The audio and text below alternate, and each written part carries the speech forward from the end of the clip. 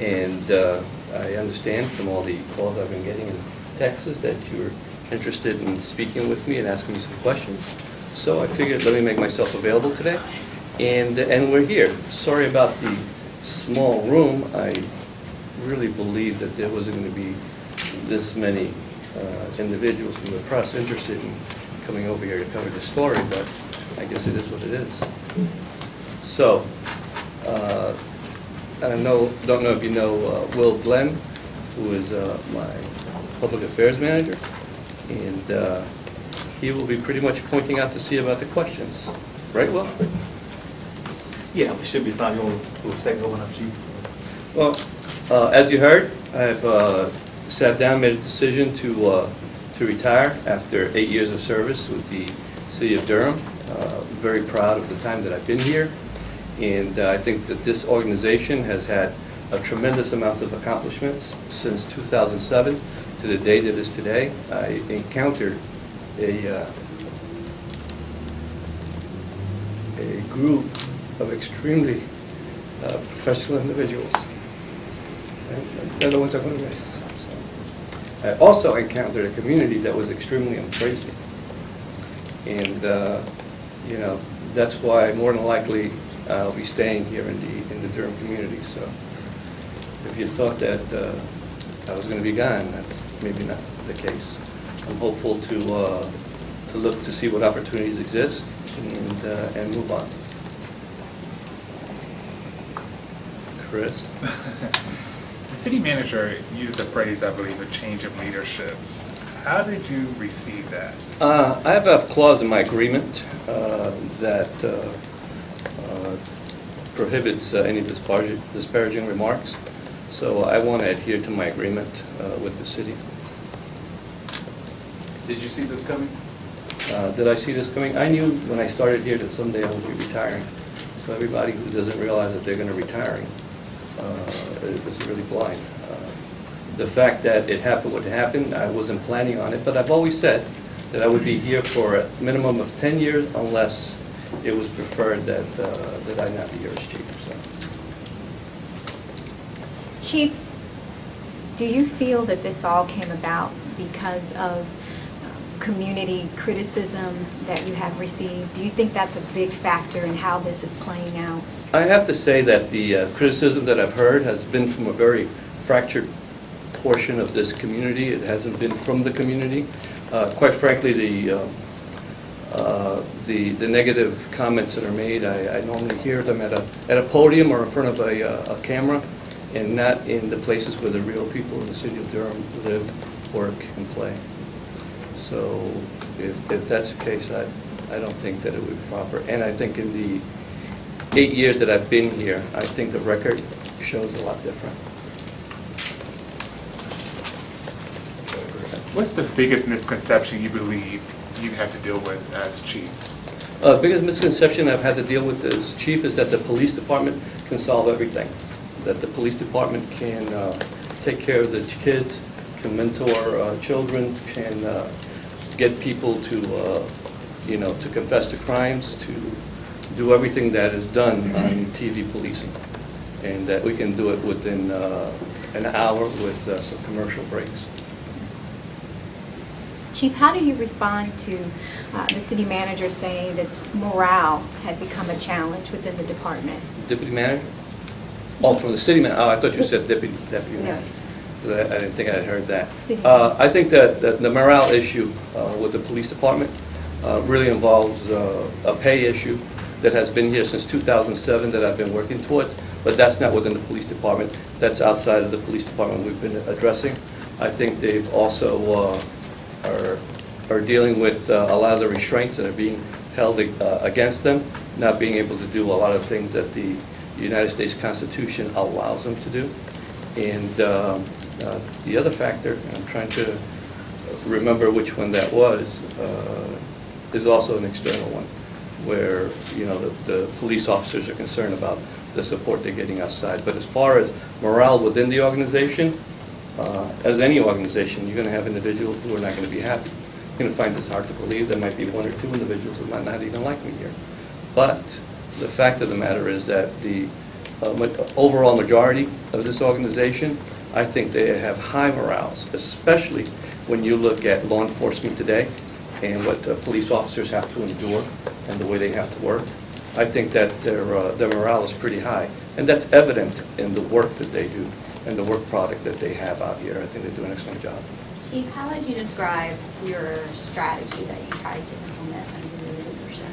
The strategy that I tried to implement was best practices in law enforcement. I have continually gone out and sought what other departments are doing, brought it here, and tried to enhance it. Took my time with it to make sure that we did it right. I always strive not to have what normally is called like fad law enforcement, little programs that are cute and they make everybody sleep well but do nothing, but cost money for the city. I always look to make sure that the programs that we had not only worked for the city of Durham, but were cost effective and were long-term enduring. And many of the programs that I brought to the table in the city of Durham are still here and continue to move forward. And some of them were ahead of what other police departments are doing. And I'll give you an example. The mental health outreach program that we started in 2007, it's really been pushed forward to the extent that we are having other police departments who come to us to see how we do it. The same thing with our police officers training program. That started out as somebody else's idea and concept, and we've developed it to the point in which we teach other individuals. CONSTAT, something that law enforcement was moving away from years before. We not only took it, we enhanced it in our crime abatement. Data-driven policing. Data-driven policing was here with the city of Durham back when I came in here, and we took it and we bought the proper software. And we've got it going. We're really moving to the extent that our crime analysis unit, working with our intelligence unit, is able to come up with information that I've only seen on TV. Chief, you kind of touched on morale, and going back to that, you say morale was good within the police department. Do you feel like your departure will negatively affect the morale? Because we've heard, at least from the Fraternal Order of Police, that a lot of people are upset about you leaving. I can't really speak to how other people feel. I only believe that knowing the police department that I've been a part of for the last 8 years, that they're going to move forward. And they're going to work with whoever's here, and they're going to show whoever comes in to take over the chief's position that they are truly an extremely professional and adaptable police department. Any regrets so far, Chief, about your time here? Any regrets about my time here? Let's see. None that come to mind, to be quite honest with you. I know that there have been some challenges, but if I had been a police chief without challenges, I'd have a halo, and I don't carry one. I honestly believe that what I've come upon here in the city has been extremely positive and moving. We're talking about a city who in 2007, nobody was basically downtown, minimal hotels. Today it's 2015, and everybody is downtown apparently. And downtown has expanded to many different areas. You have a lot of hotels popping up. You have a lot of industry coming in. You have a lot of positive buzz here in the city of Durham. That does not happen in a dangerous city. What's your response to the contention that you've moved away from community policing? I would have to say that the individual who would say that would have to look at the community policing philosophy and essentially what it is. Because, quite frankly, that's a philosophy that I have been carrying and continue to carry. And this organization is the direction that we go in, and anything to the contrary would be that either you think of community policing in a different way, or you really believe that we would have the resources to do a lot of the fad-type situations that other departments do.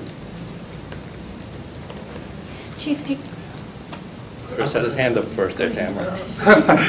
I was going to say, one of the criticisms that we heard is that racial bias, discrimination, profiling. Would you want to take a moment to address some of those criticisms that you faced in recent years? Yes, I would say that, especially being that yesterday was the first day of the National Hispanic Heritage Month, that we here at the City of Durham have an extremely diverse police department, not only in our sworn file but our non-sworn ranks also. I think that we outpace just about every other department and many departments nationally as far as our diversity is concerned. And this is the only police department in the state of North Carolina whose chief of police is Puerto Rican and is fluent in Spanish. So as far as diversity is concerned, we have it. As far as racial bias is concerned, anyone who wants to take a moment to read the real data that's carried in a lot of our reports that are on our website regarding traffic stops would clearly see that this organization is not involved in any racial bias. So, city manager said, this is just not an end-all to all problems, but, he said this was one decision he wanted to make to move forward. What do you think is the biggest challenge facing the department right now? What do you guys need? They're going to need a chief. That's going to be the biggest challenge facing this police department at this point in time. And I think the biggest challenge also is growing a police department that did not grow while I was here. They're going to need to have more individuals working to do more of the things that need to be done. Because the police officers here, I think, work twice as hard as police officers in the region, or a fraction of the money. Chris? Would you do anything differently if you had to do it all over again? Would I do anything different? I think I would have hired Will Glenn a lot earlier. That's one thing I would have done different. And quite frankly, that would have been a decision made because a lot earlier, because adhering to the hiring and also the restraints that I had in not getting staffing.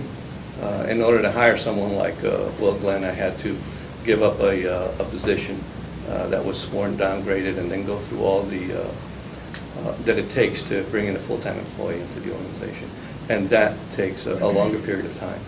And of course, everybody's looking at the end of it, and they're not looking at what it takes to do it. But we've done it, and we're very fortunate that we got a good person for it. Chief, do you feel you've been misunderstood in certain times? When I speak Spanish, sometimes I do feel that way.